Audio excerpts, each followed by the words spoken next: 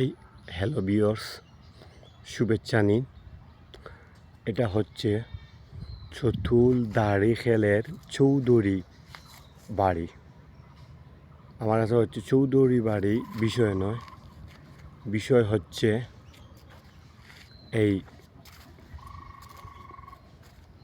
এই মন্দিরটা নিয়ে। এই হচ্ছে মন্দির। এটা হচ্ছে বাংলাদেশের প্রত্নতত্ত্ব। প্রায় 500-700 বছর পূর্বে এই মন্দিরটা নির্মাণ করা হয়েছিল। আজ সংস্কারের অভাবে এইভাবে হেলিয়ে দুলিয়ে ধ্বংস হয়ে যাচ্ছে।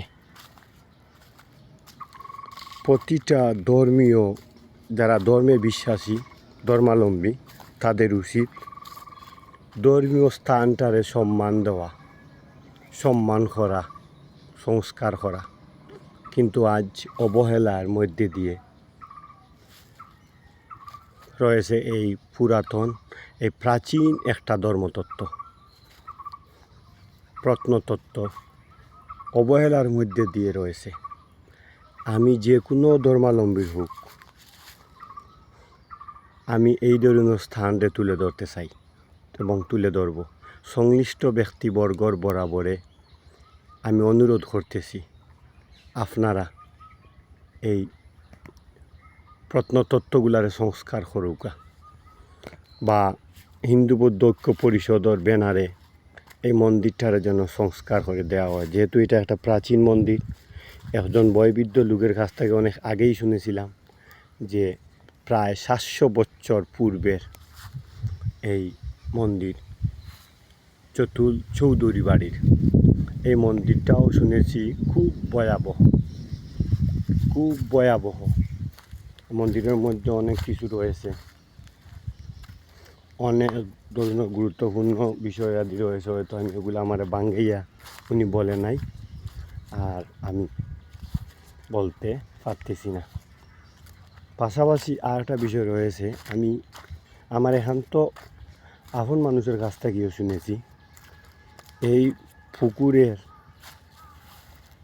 পুকুরের কেউ যদি মালিককে তার বাড়ির মানুষকে না বলে, একটা পাথর নিয়ে যায়, এই পাথরটা এনে দিতে বাধ্য। সে আর রাত্রে ঘুমাইতে পারবে না, নাকি নানান অসুবিধা হয়ে যায়। এটাও একটা গুরুত্বপূর্ণ বিষয়, এটা বাস্তব হতে পারে। কারণ যার যারই দিক থাকি তার যারই ধর্ম, আর তারা তো আর কিতা আপনারা বুঝরা, তারা মুমিনের এন্টি।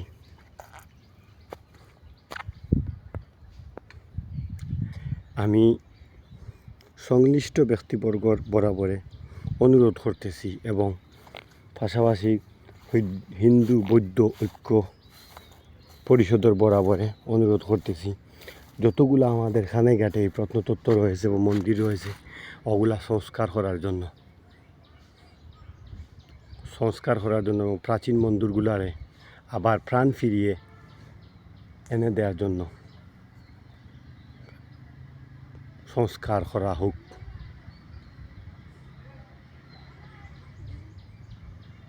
এগিয়ে যাক সকল ধর্ম, বিদায় যাক সব হানাহানি। সকল ধর্মের মানুষ ধর্ম পালন করুক সঠিক করি।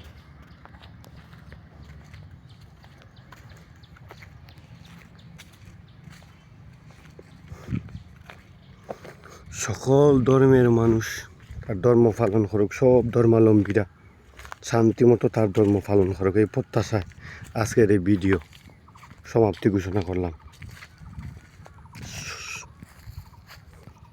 শান্তি হোক মানুষের, শান্তি হোক সকল প্রাণীর।